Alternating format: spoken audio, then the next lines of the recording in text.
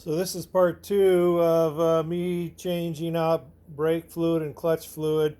I had a problem on the first one, so I stopped the video there and found out what the problem was.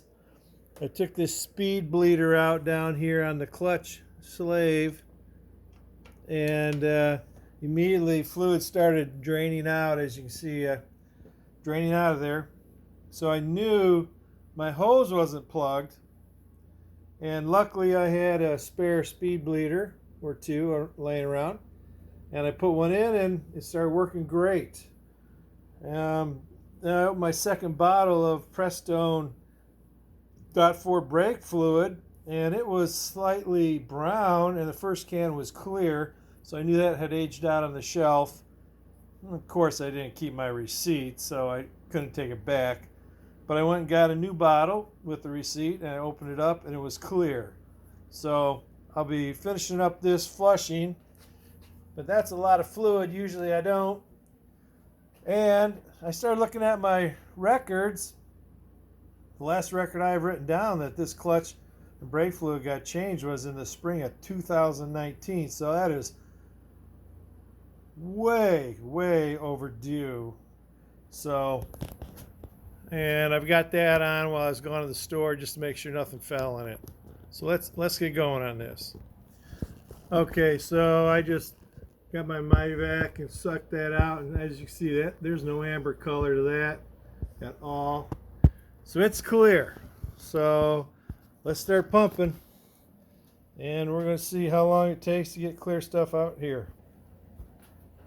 Okay, I have very clear fluid come out. I did about 3 or 4 reservoirs full because, hey, I want to be sure. Plus, this is an older speed bleeder, so some of that coating is worn off the threads. So I think I was pumping fast, and I sucked some air back through the threads. But as soon as I slowed down, the air got pushed out, and it was all good. So now I'm going to tell you how you empty this speed bleeder bag, because there's no opening, and what do you do with that? It's not a one-time use. You use it over and over again. So this is how you get that bag empty.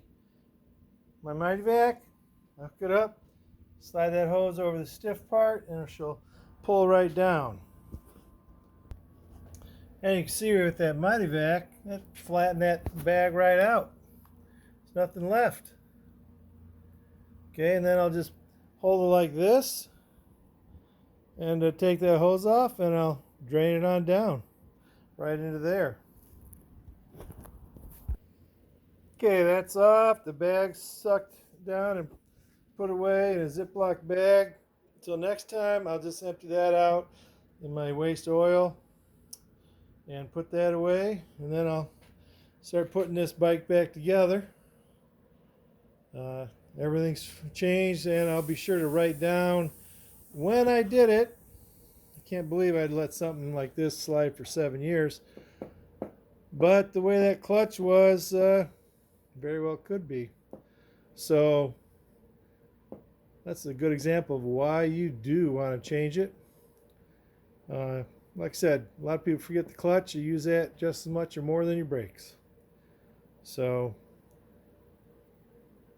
I'm glad it all worked out, that I could get it done so I could ride this on Monday. Don't have to wait for any part stores open. All right. You guys take care. Keep the rubber side down.